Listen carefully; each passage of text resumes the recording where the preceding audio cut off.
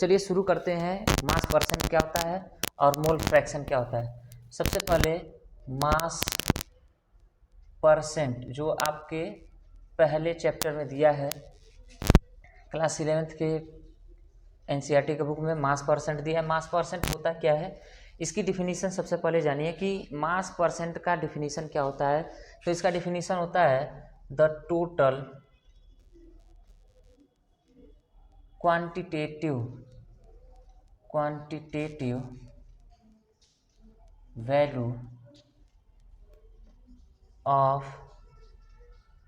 Any material is called percent. ठीक है ना।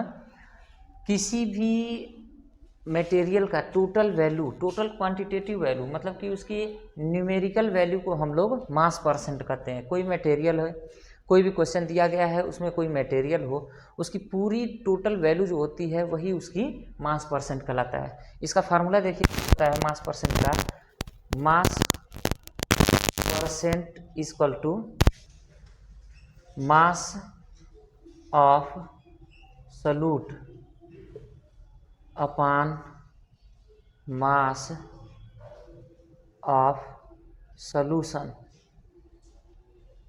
इंटू 100। ये इसकी फार्मूला है।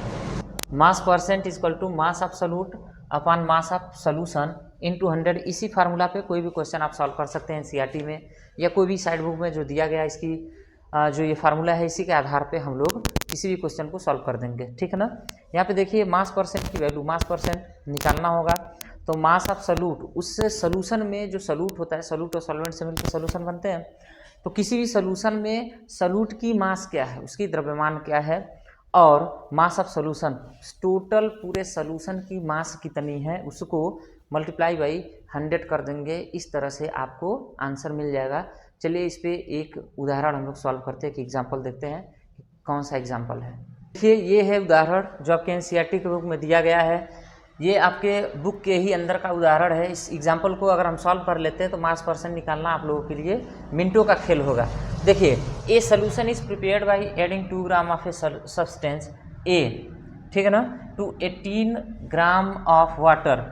एक सोल्यूशन है जिसको बनाया गया है 2 ग्राम एक सब्सटेंस को मिला के और 18 ग्राम पानी में, ठीक है ना, 18 ग्राम पानी में एक सब्सटेंस है, उसको 2 ग्राम मिला दिया गया है तो एक सोल्यूशन तैयार हो गया है। अब calculate the mass percent of solute, solute की मास परसेंट को कैलकुलेट करना है। तो सबसे पहले हम लोग फार्मूला लिखेंगे।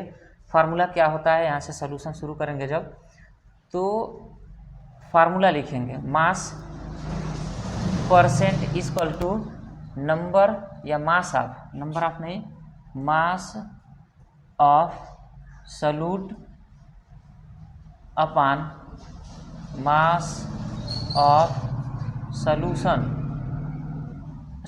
इंटू 100। अब इसी वैल्यू पे सभी जितना दिया गया नंबर है उसको रख देंगे। मास ऑफ सॉल्यूट कितना है, मास ऑफ सॉल्यूट ही निकालना है तो यहाँ से हम लोग शुरू करेंगे 2 ग्राम अपान मास ऑफ सॉल्यूशन, पूरे सॉल्यूशन का मास कितना है जिसमें सॉल्यूट और सॉल्वेंट दोनों मिलाए गए हैं। तो कोई एक सब्सटेंस है जिसको 2 ग्राम मिला दिया गया है और मास ऑफ सॉल्यूशन, अब 2 ग्राम और 18 ग्राम दोनों के सॉल्यूशन के मास को हम लोग ऐड कर देंगे तो क्या हो जाएगा, पूरा सॉल्यूशन का मास निकल जाएगा 2 ग्राम, उसके बाद जो है 18 ग्राम, ठीक है ना, 18 ग्राम। यहाँ पे देखिए 2 ग्राम यहाँ पे है, ठीक है, और 18 ग्राम इन दोनों को मिला के सोल्यूशन बनाया गया है। तो सोल्यूशन के टोटल मास को निकालना है तो इस तरह से करके 100 से मल्टीप्लाई कर देंगे। अब ये 2 ग्राम करके अपान में इसको ऐड करेंगे तो कितना हो जाएगा, total number, total mass of solution 20 ग्राम हो जाएगा। कितना हो जाएगा, 20 ग्राम अपान 100। अब इसको काट देंगे, 21 जा 20 और 25 जा कितना हो जाएगा आपका 100। अब इसका इसमें मल्टीप्लाई हो जाएगा, 5 2 जा 10, तो कितना परसेंट आया, मास परसेंट कितना होगा, 10% होगा। तो इस तरह से हम लोग मास परसेंट निकालेंगे।